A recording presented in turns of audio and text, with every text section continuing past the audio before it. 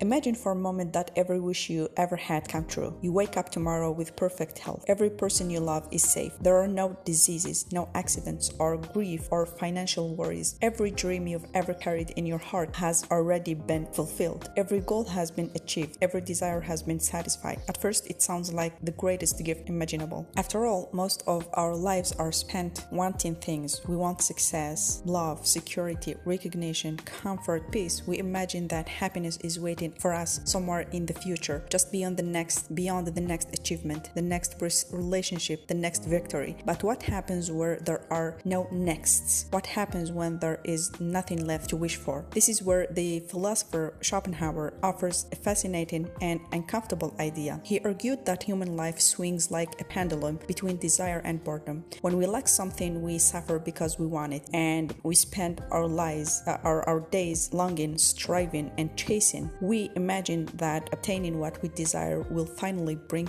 us peace. But once we get it, the desire disappears, and in the empty space left behind, boredom arrives. Then a new desire emerges, and the cycle begins again. Desire, satisfaction, boredom, desire again. According to Schopenhauer, this movement is not an accident. It's part of the human condition itself. And perhaps this idea reveals something important about the fantasy of a perfect world. Imagine a life where every desire is fulfilled instantly.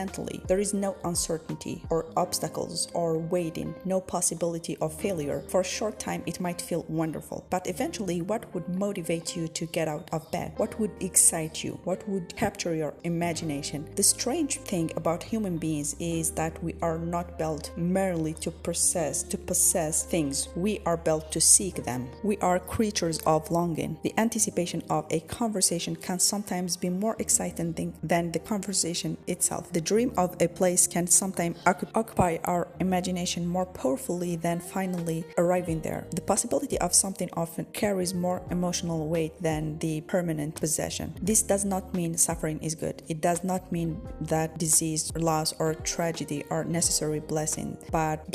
No reasonable person would wish those things upon the world. If we can reduce suffering, we should. If we can heal disease, we should. If we can protect people from needless pain, we should. But eliminating suffering is not the same as eliminating every form of lack, uncertainty, challenge, or desire. A life in which absolutely everything is given may sound perfect, yet it risks becoming strangely hollow, because meaning does not emerge from permanent satisfaction. Permanent satisfaction quickly becomes normal, and once everything is normal, nothing feels special. We value moments because they are fragile. We appreciate people because we know they are not guaranteed. We cherish experiences because they cannot be repeated forever. A world where everything is available forever, without effort, without risk, and without limitation, may eventually lose the very qualities that make life feels meaningful. Perhaps meaning is not found in getting everything we want. Perhaps meaning exists in the space between what we have and what we hope for, in the questions that remain unanswered, in the dreams that remain unfinished. Because if every wish were granted, every mystery solved, every need satisfied, and every dream completed, we might finally discover that the absence of suffering is not enough to create meaning,